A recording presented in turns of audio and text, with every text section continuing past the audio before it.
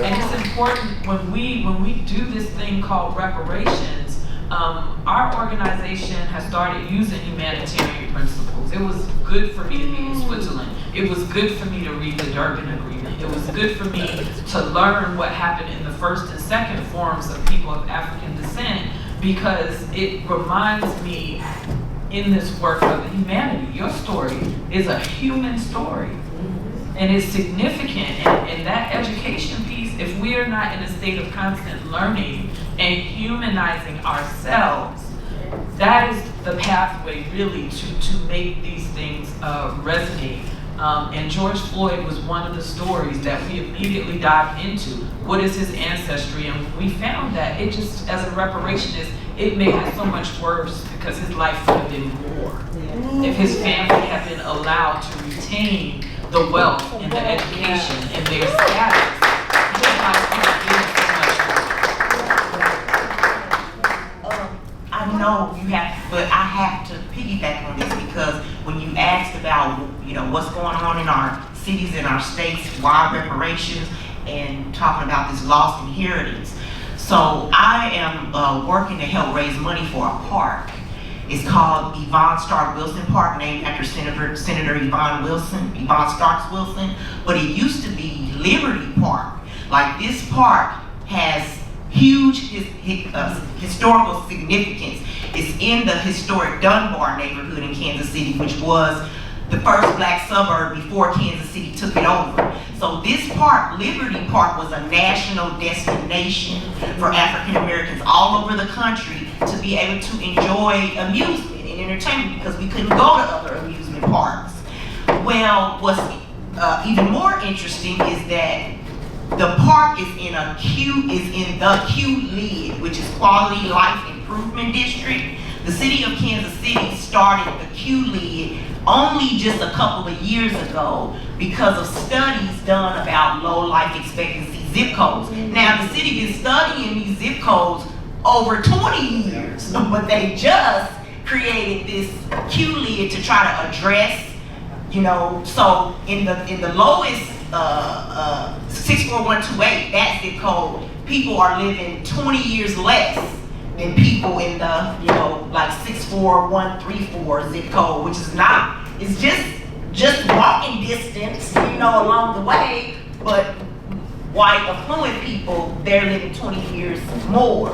But these parks are, so the Q-LID is supposed to be where the city is supposed to take these parks that are spread all through these zip codes where people are living less, and they're supposed to enhance the parks, create programs to get people outside, exercising, increasing their life expectancy. But that is not really being done. And when we talk about reparations, so city of Kansas City has over 200 parks that they can't maintain. Well, how did they get all these parks?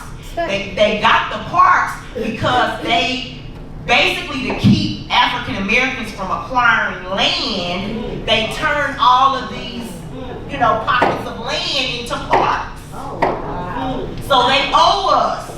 Yeah, they owe us land. Okay, does somebody else have some more time? Okay, I'm gonna kind of move maybe to the last question, and again, we could do one-on-ones, because I think I hear some people's stomachs growl.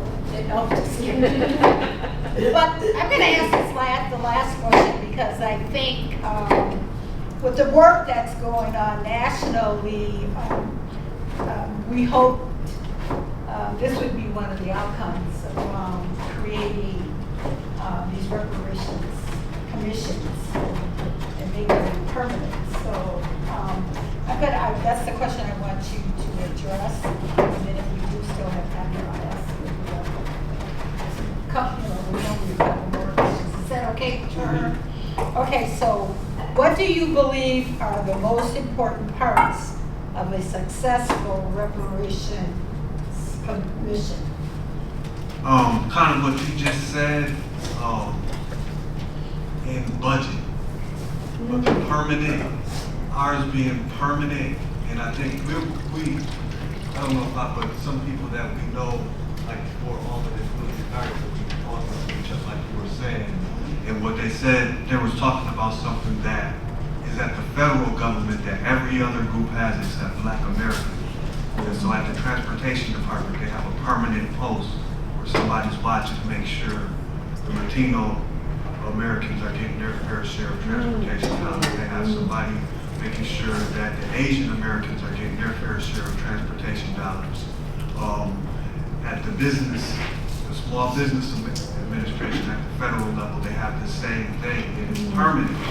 And so when we were putting together the St. Paul Recovery Act, we wanted to add that component in there. We weren't saying, so there's a lot of talk about us looking at departments, but that's where that thinking comes from, is from that federal level, and then we just adopted it to make it a permanent commission for us at the municipal level. But to me, like, so that when you're starting things, it's like we might do a report, and then you still need time after to do the report to start introducing the legislation. Or you can do the report but still be working on, because the report may take a year and a half, but you can still start working on getting your budget, getting a fund set up, doing your listening sessions as the report is being done. So those are some, I think, budgeting and permanency. And ours is the St. Paul Recovery Act Community Reparations Commission. So I think it's really important, even when we start looking at our commission, the Minnesota Migration Act, we want to make sure that there are community members on the commission, and that it's not a commission that's just singing to the choir just with state employees. We want actual people from the community with lived experience making the decisions about reparations. That's a tough question for me to answer, actually. As a commissioner, as a reparationist, as a human being, I stay in a constant state of learning. The more I learn, the more I can do, the more I can apply. I can take a concept and make it practical and make it real.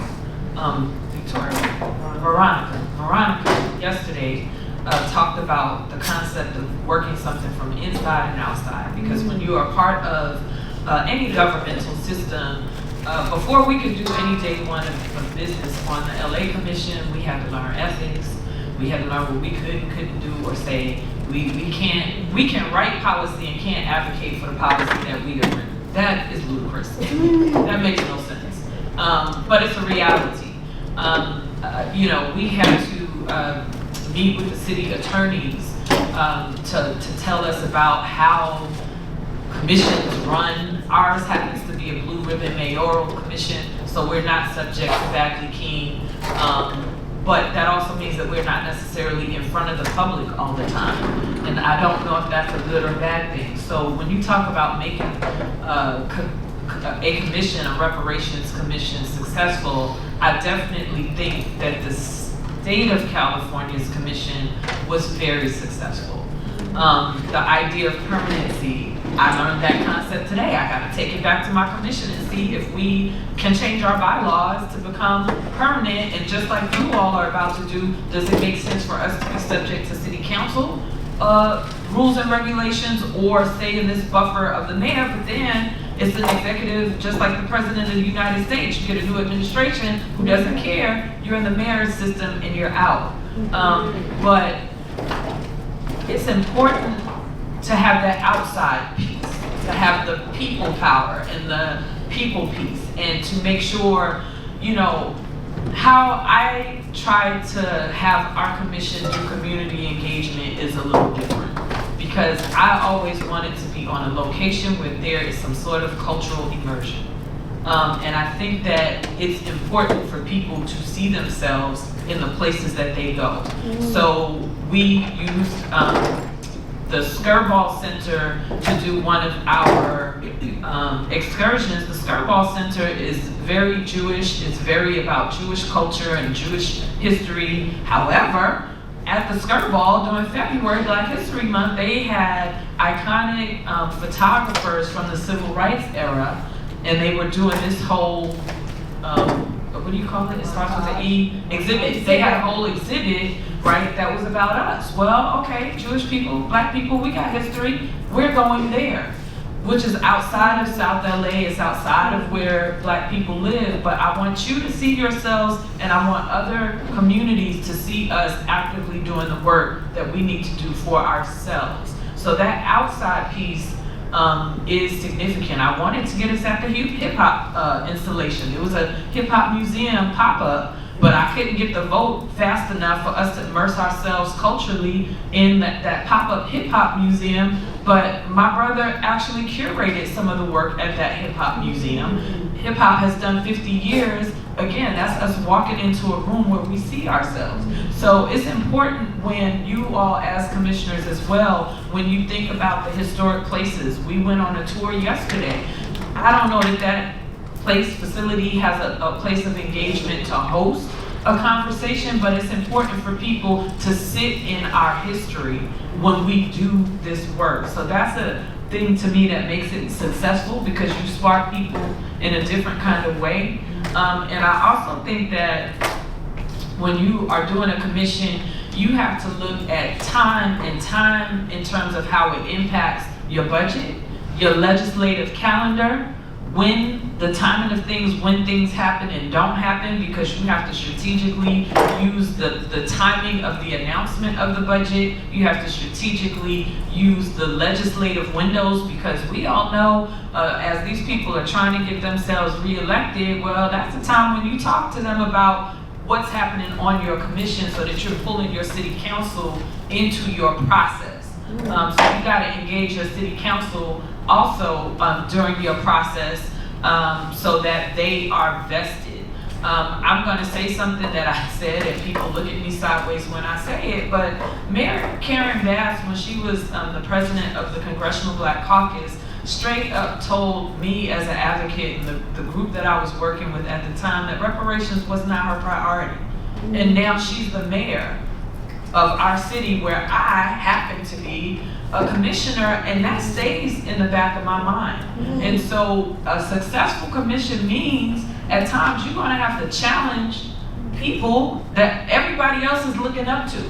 And you may have a different perception because you've had a side conversation with them that the public doesn't necessarily know about, but you, and they, it's funny, we have interns as part of the staff of the city of LA that help work our particular commission, and they appreciate that I always stand on whatever the truth is. I don't let things slide. So when you have a commission, your duty, just like these electeds have a responsibility to their constituency, when you're doing this work, you have the same responsibility to those constituents who are the potential beneficiaries of this work. You have to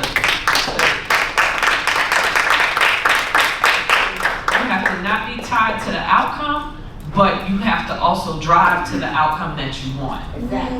You can't, because you can get your heart broken in this work. And in order to protect yourself, you can't be tied to the outcome, but you have to be committed to the work as a commissioner. So that's what I got for y'all. Amen. All right.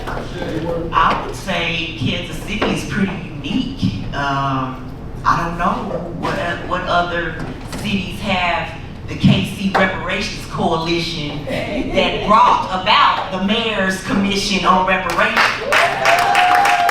Yeah. And so we are like we are an advocacy group that we are on top of the city and the Mayor's Commission. So when KC Reparations Coalition started organizing, we put together a vetting process for these commissioners. And the mayor had the autonomy to pick who he wanted, but he did choose most of our recommendations. So we wanted people who lived in certain zip codes. We wanted young people. We wanted people who understood the reparations history. And we were able to get all of that. One thing that I was very adamant about, but I don't think other people on the coalition were thinking about when we started vetting for the commissioners. because some people on the coalition were thinking about being on the commission. Me, myself, I didn't want to because I want to be able to advocate on the outside. Yeah. And plus I run this youth camp and I didn't want them to say it's a conflict. It's a conflict of interest. So, yeah, I stayed on the outside. But I knew that we needed somebody on the inside. But nobody was applying. But one person. And then it was, remember I told you about this infighting? Then it was an uproar, about the person who was on the coalition who got on the commission. But not me, we needed that. So, but now it's starting to show up how much we needed that person. Because the commission is moving slow. They moving like the city moving. But because we have that one person that was on the coalition, we can, like I can get in his ear and have, you know what I'm saying? It's politics. Yeah, it's politics. So yes, it's very important, I think, to have that dynamic where you have an outside watchdog group that is making sure that the work is happening. And I don't know that it's necessary to have a permanent commission, but I think it's definitely necessary to have a group like the KC Reparations Coalition that is consistent in ensuring that those proposals that the commission puts together does get implemented. Because as we know, cities are good for creating proposals that just sit on the shelf and nothing ever happens with it. But KC Reparations Coalition is committed to not letting that happen with reparations. I understand. I moved back to St. Louis and I moved to the county, not the city. So they called me and asked me to be on our commission, but I couldn't because I lived in the county. But I was glad for that reason, so I can still move the way I wanted to move. And our mayor is also a part of the mayor's reparations, coalition and stuff. I know. But anyway, just for the sake of time and because most of you guys pretty much said what I think. And I just also believe that you need people, legislators who really believe in reparations to put together the people who are on the commission. They really believe that it can happen. Some people are involved, but they really don't think it's going to happen. We need people who really believe that it can happen. And I think that's pretty much everything else. Okay. Well, let's give her panelists.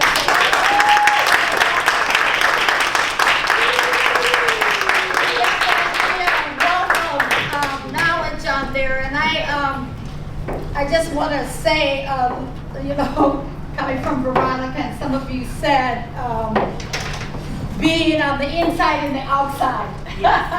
For my Veronica, knowing her personally, I know she's struggling with that. But if anybody can work it, she can. And that does make sense. Because you need somebody on the inside.